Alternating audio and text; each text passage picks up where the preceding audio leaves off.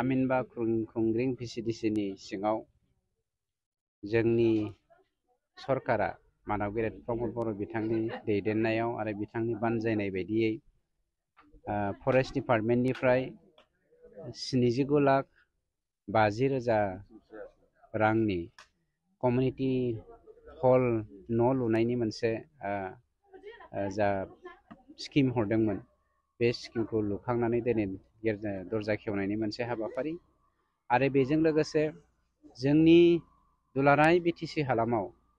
थानाय 35 लाख रायजो राजाफोरनो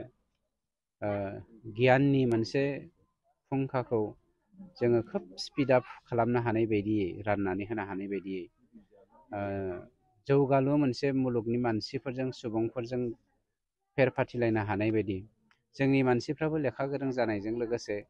माखासे जोंना मोनथिनो गोनां नलेजफोर दंबावो जायखौ जोङो इलेक्ट्रनिक मिडियाजों लोगोसे जोंनि जा टेक्न'लजि बे टेक्न'लजिया डेभेलप जानायखाय जों जि नलेज सेन्टार लुनायनि हाबाफारि लादों मोनसे डिभिजनावहाय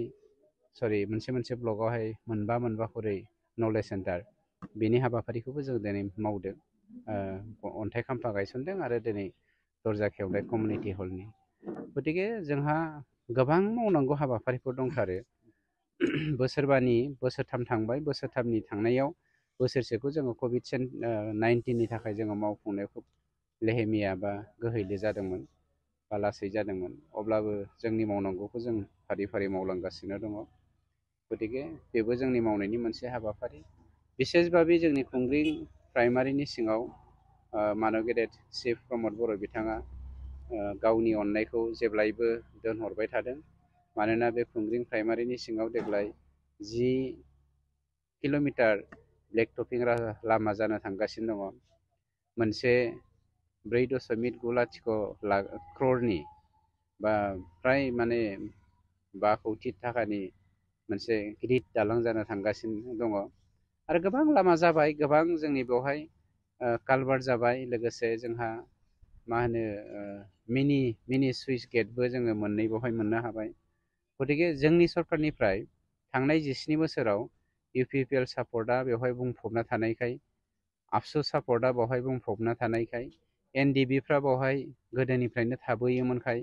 आगोलनि सरकारा खुनु नायसनाखैमोन खिन्थु दिनै मानव गेदेर प्रमद बर' बिथांनि जा थांखि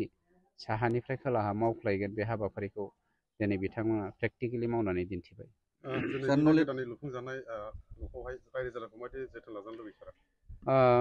सम्पतिखौ गभर्नमेन्टआ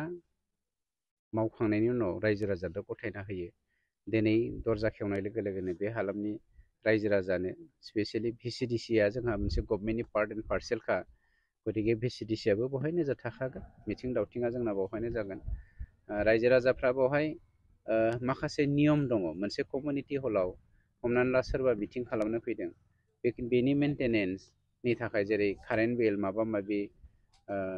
जोंना हमनानै ला जों फायखाना फोसाबनो गोनां जायो न' बायदिसिना सिबनो गोनां जायो फोसाबनो गोनां जायो बेफोरनि थाखाय जायफ्रा मिटिं खालामगोन मालाय बे हालामनि रायजो राजाफ्रा जेरावहाय बेवहाय बेनि रायजो राजाफ्रा खोब स्ट्रं मेन्टेलिटिलि भेरि फिट गतिके माबा मोनसे फिस लानानैथ' बेखौ होखानांगोन मिटिंखौथ' मोनसे हलाव ओरैनो जाहाथा जानो हाया गतिके बिथांमोना बेखौ सिस्टेमेटिकेलि मावलांगोन आरो भेरि सिनसियारखा बे हालामनि मानसिफ्रा नलेज सेन्टारावहाय जोङो मा बुस्थुखौ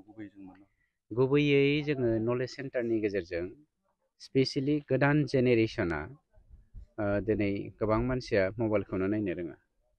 दा हमनानै ला जोंनि गथ'फ्रा हमनानै ला